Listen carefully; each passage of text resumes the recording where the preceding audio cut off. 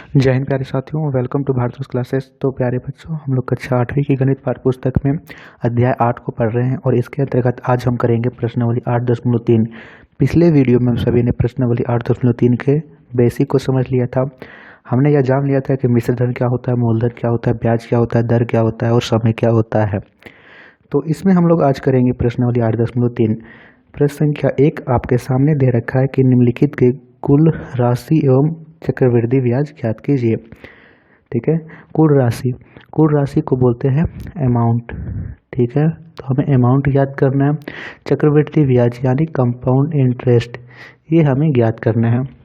पहला इसका first part दे रखा है 10,800 रुपये 3 वर्ष के लिए 12.5% वार्षिक दर से वार्षिक रूप से संयोजित करने पर हमें कुल राशि ज्ञात करनी है।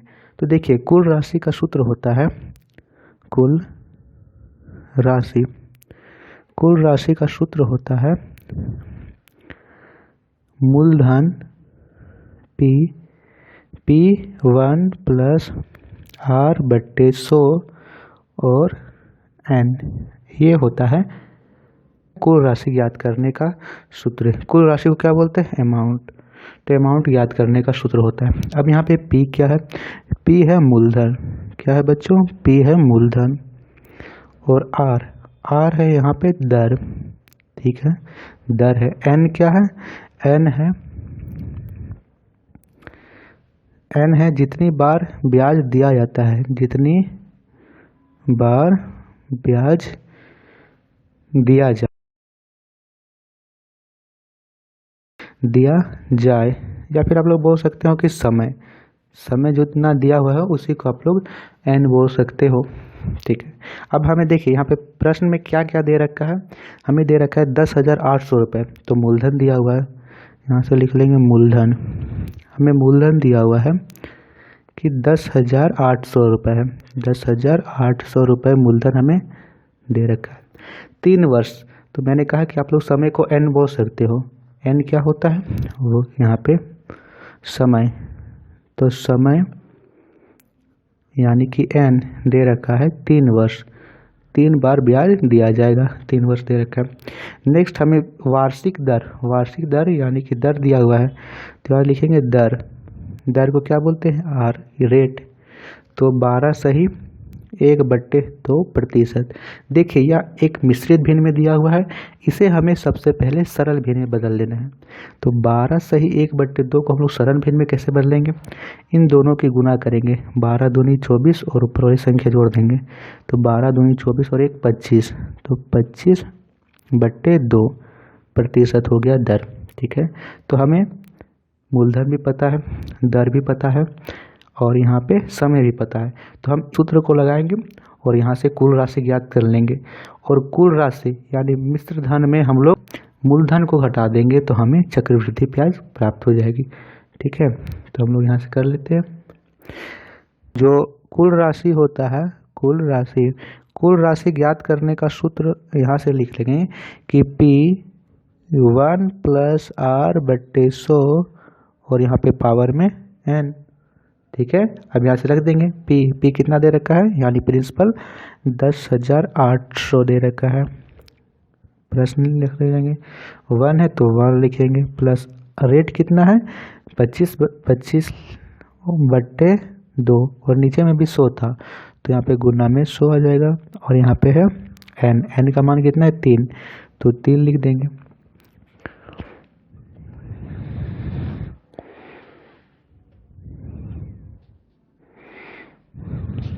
ठीक है, अब देखिए यहाँ पे 10,800 है तो 10,800 ऐसे लिख देंगे। ये कटेगा 25 चौके 100। ठीक है, तो यहाँ से आ गया 1 प्लस ऊपर में 1 बचेगा और नीचे में 4 दूनी 8 और यहाँ पे पावर में 3 है तो 3 लिख देंगे। ऐसे समझ में आ रही है बच्चों? 10,800 है तो 10,800 लिख दीजिए। और यहाँ पे कितना हो गया 8 एकम 8 और 1 9, मिश्रित भी नहीं ना, तो इसे जोड़ेंगे 8 एकम 8 और 1 9, यानी 9/8 हो गया। इसका पावर में 3 है तो पावर में 3 यहाँ पे लिख देंगे। पावर में 3 होने का मतलब क्या है कि 9/8 को 3 बार लिखना है, तो यहाँ से लिख देंगे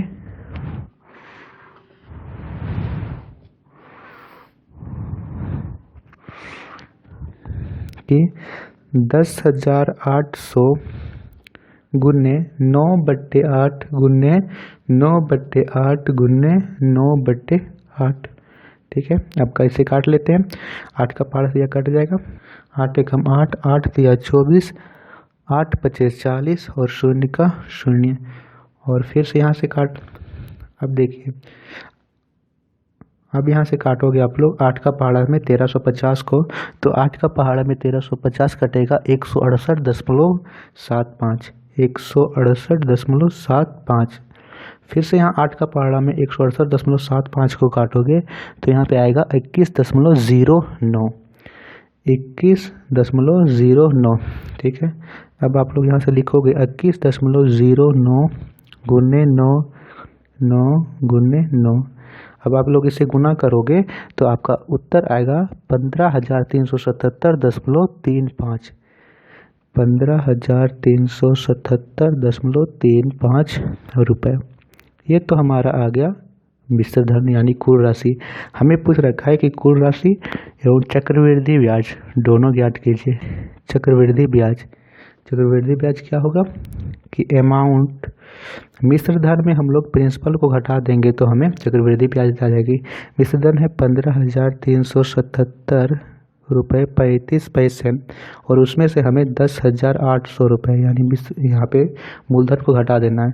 आप लोग इसमें से घटाओगे तो आएगा 4,577 रुपये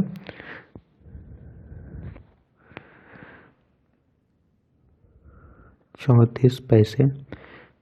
तो ये था प्रश्न संख्या 1 कंपाउंड, ये था प्रश्न संख्या पहले का एक स्क्रीनशॉट ले लीजिए। चलिए बढ़ते प्रश्न संख्या 2 में। तो बच्चों प्रश्न संख्या 2 दे रखा है, इस प्रश्न संख्या बी दे रखा है 18,000 रुपये 2.5 वर्ष के लिए 10% वार्षिक दर से वार्षिक रूप से संयोजित करने पर। सबसे पहले यहाँ पे लिखेंगे मूलधन। मूलधन हमें कितना दिया है, मूलधन दिया है 18,000 रुपये, लिख लेंगे। दर, हमें दर कितना दे रखा है, दर यानी कि रेट, हमें रेट दे रखा है इसका 10% वार्षिक है तो 10% वार्षिक लिख लेंगे। ठीक है, तीसरा हमें दे रखा है समय, तो समय कितना दे रखा है, हमें समय दे रखा है 2 सही 1/2 यानी 2 वर्ष और आधा वर्ष यानी 2 वर्ष 6 माह, 2 वर्ष 6 माह ये हमें दे रखा है। ठीक है, तो हम लोग क्या करेंगे, इसमें से हम लोग 2 वर्ष का निकाल लेंगे, 1 माह का हम लोग निकाल लेंगे साधारण ब्याज। ठीक है, तो हम लोग क्या करेंगे, यहाँ लिखेंगे 2 वर्ष का हम लोग निकाल लेंगे यहाँ से मिश्र धन। ठीक है, 2 वर्ष का मिश्र धन यहाँ से हम लोग निकाल लेंगे। तो 2 वर्ष का मिश्र धन के लिए समय क्या हो जाएगा, समय तो हो जाएगा 2 वर्ष, समय तो हो जाएगा 2 यहाँ से। तो यहाँ से लिखेंगे अमाउंट, कुल राशि, कुल राशि बराबर P1 + R/100 पावर में n, n यहाँ पे 2 है। सबसे पहले हम लोग 2 वर्ष के लिए मिश्रधन निकाल लेते हैं और फिर जितना भी मिश्रधन आएगा उस मिश्रधन से हम लोग 6 माह का साधारण ब्याज निकाल लेंगे और उन दोनों को जोड़ देंगे, हमें कुल मिश्रधन प्राप्त हो जाएगा। ठीक है बच्चों, तो यहाँ से कर लेंगे। P कितना दे रखा है 18,000, 18,000 ऐसे लिख लेंगे। 1 R कितना है 10% है और यहाँ 100 है तो 100 लिख लेंगे। समय 2 वर्ष है तो 2 वर्ष यहाँ से लिख लेंगे। 18,000 का 18,000 लिखेंगे, यहाँ से इसे काट लेंगे, 0 से 0 कट गया। यहाँ पे कितना बचा 10, 1 प्लस ऊपर में 1 बचा नीचे में 10 पावर में 2, तो यहाँ से हो जाएगा 18,000, 10 एकम 10 और 11, 11/10 और पावर में है 2 तो 2 लिख देंगे। ठीक है, तो यहाँ से आ जाएगा 18,000 और 11/10 को कितने बार लिखना है? 2 बार। तो 11/10 गुने 11/10, एक शून्य से एक शून्य कट गया, एक शून्य से एक शून्य कट गया।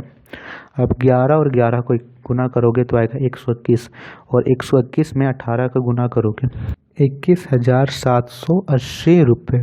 कितना आएगा? 21,780 रुपये। ये तो आया है हमारा 2 वर्ष का। अगले में क्या करना है? आगे में आप सभी को, आगे में हम लोग को 6 माह बच गया है, तो हम लोग यहाँ से लिख लेंगे 6 माह का साधारण ब्याज। साधारण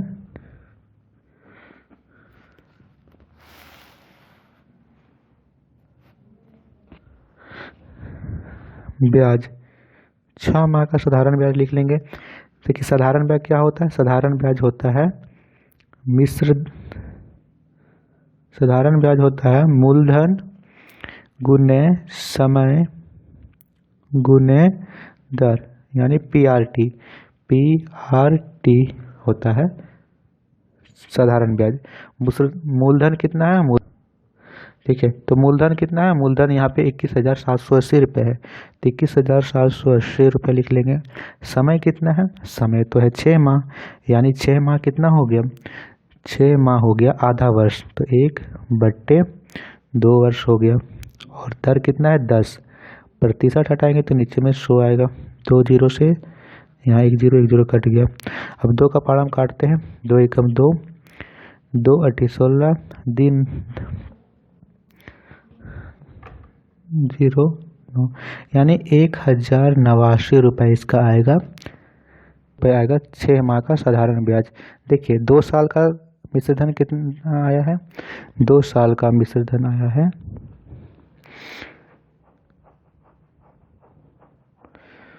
2 साल का मिश्र धन आया है 21,780, और 6 माह का कितना आया है? 1,089। तो लिख लेंगे यहाँ पे 2.5 वर्ष का मिश्र धन। 2.5 वर्ष का मिश्र धन, 2.5 वर्ष का मिश्र धन कितना हो जाएगा? 21,780 रुपये उधर आया है, और यहाँ पे आया है 1,089। इन दोनों को जोड़ोगे तो आपका आएगा 22,869 रुपये। 22,869 रुपये। ठीक है, ये तो हुआ है मिश्र धन। अब हम लोग को क्या याद करना है? Compound interest. कंपाउंड इंटरेस्ट क्या होता है कि अमाउंट में आप लोग प्रिंसिपल घटा दो, मिश्र धन में मूलधन को घटा दो। मिश्र धन कितना आया? 22,869 रुपये। मूलधन कितना था? मूलधन था 18,000 रुपये। घटाओगे तो कितना आएगा? 4,869 रुपये हमारा आ जाएगा। 4,869 रुपये हमारा आ जाएगा चक्रवृद्धि ब्याज। तो ये था प्रश्न संख्या बी। जल्दी से हम लोग देखते हैं प्रश्न संख्या सी। 1.5 वर्ष के लिए 8% वार्षिक दर से अर्धवार्षिक रूप से संयोजित करने पर। अब आप लोग यहाँ पे ध्यान से देखिए, अर्धवार्षिक रूप से, जब भी आपको अर्धवार्षिक प्रश्न में दिया हुआ है, जब भी आपको प्रश्न में अर्धवार्षिक दिया हुआ हो, तो उसमें आपको जो समय है, समय उसकी कर देना है 2 से गुना। समय की 2 से गुना करना है। जब भी आपको अर्धवार्षिक पूछे तो समय को 2 से गुना करना है, और जो ब्याज जो यहाँ पे दर दे रखा हो, दर उसे आधा करना है, आधा कर देना है। ठीक है, जब भी आपको अर्धवार्षिक पूछे तो आपको जितना समय दिया हुआ है उसे 2 से गुना करना है और दर को आधा कर देना है। तो यहाँ पे समय कितना दे रखा है? यहाँ पे मूलधन कितना दे रखा है? हमें मूलधन दे रखा है कि 62,500 रुपये है, लिख लेंगे। समय कितना दे रखा है? हमें समय दे रखा है 1/2 वर्ष है। 1/2 को हम लोग सरल भी नहीं बदलते हैं, 2 एकम 2 और 1 3, 3/2 है। इसे हमें क्या करना है? 2 से गुना, तो 2 से गुना कर लेंगे। ठीक है, यहाँ 2 से 2 कट गया तो कितना आया? 3, यानी 3 अर्धवर्ष। कितना आ गया? 3 अर्धवर्ष आ गया है। क्या नेक्स्ट हमें करना है दर। दर को मैंने क्या कहा? दर को क्या करना है? आधा कर देना है ना। तो दर कितना दे रखा है? 8%। वार्षिक है, यानी जो साल में 2 बार होगा, हमें 6 माह में याद करना है, तो 6 माह के लिए आधा हो जाएगा, इसीलिए हम लोग इसे 2 से भागा दे देंगे तो कितना आएगा 4, 4% आ गया। मूलधन भी पता है, समय भी पता है, दर भी पता है, तो यहाँ से निकाल लेंगे कुल राशि। कुल राशि के लिए सूत्र क्या होता है? कुल राशि के लिए सूत्र होता है P1 + R/100 पावर में n। P कितना दे रखा है प्रिंसिपल? 62,500 है, लिख देंगे 62,500। एक लिखेंगे। रेट कितना है? 4%/100 और समय कितना है? समय 3 अर्धवर्ष है तो पावर में 3 चला जाएगा। अब यहाँ से कर लेंगे 62,500, ये कटेगा 4 का फाड़ा में 25 बार में, तो यहाँ से कितना हो गया 25। 1 + 1/25 पावर में 3 है। 25 एकम 25 और 1 26, यानी 62,500 गुने 26/25। और कितनी बार लिखना है इसे? 3 बार। तो 26/25 गुने 26/25 गुने 26/25। ठीक है, एकदम पिछले प्रश्न की तरह है। सिर्फ आपको क्या करना है कि जहाँ पे भी आपको अर्धवर्ष दिखे, अर्धवार्षिक रूप दिखे, तो आपको दर को आधा कर देना है, समय को 2 से गुना कर देना है। तो हमने यहाँ से कर दिया, बाकी सारा स्टेप पिछले प्रश्न की तरह है। अब इसे काट लेंगे। 25 का पहाड़ा में 625 आता है, 25 बार में 25 को 625 काट दिए, 25 बार में 2 शून्य है तो 2 शून्य यहाँ से लगा दिए। अब 25 का पहाड़ा में 2500 आता है, 1 10 बार में। ठीक है, 10 यहाँ से कटा और 1 शून्य था तो 1 शून्य लगा दिए। 25 का पहाड़ा में 100 4 बार में, कितना है 4, तो यहाँ से आया 4 गुने 26 गुने 26 गुने 26। आप लोग इसकी गुना करोगे तो आपका उत्तर आएगा यहाँ से 70,304। कितना आएगा? 70,304 रुपये। ये कितना, ये हमें ज्ञात हो गया है मिश्रधन। मिश्रधन ज्ञात हुआ है, हमें कंपाउंड इंटरेस्ट भी ज्ञात करना है। तो चक्रवृद्धि ब्याज के लिए क्या होगा? यदि हम मिश्रधन में मूलधन को घटा दें तो हमें चक्रवृद्धि ब्याज प्राप्त हो जाएगा। मिश्रधन कितना है? 70,304। मूलधन कितना है? 62,500। घटाइए यहाँ पे 70,304 रुपये में 62,500 घटाएंगे तो 4 शून्य, यहाँ से आ गया 8, 5 6 7 8 9 10 11 12 13, 8 यहाँ बचा 9, 9 में से 2 गया तो 7, यानी 7804, यानी 7,804 रुपये चक्रवृद्धि ब्याज होगा। 7,804 रुपये चक्रवृद्धि ब्याज। तो ये था प्रश्न संख्या सी। तो प्रश्नों की श्रृंखला को यहीं तक समाप्त करते हैं। अगले वीडियो में हम सभी करेंगे प्रश्न संख्या डी। वीडियो पसंद आए तो लाइक शेयर जरूर कीजिएगा, चैनल को सब्सक्राइब जरूर कीजिएगा ताकि आने वाली सभी वीडियो की नोटिफिकेशन मिल सके और आप सभी उन वीडियो का फ़ायदा उठा सके और अपनी पढ़ाई को नियमित रूप से एक नई गति दे सके। तो धन्यवाद बच्चों, मिलते हम लोग अगले वीडियो में।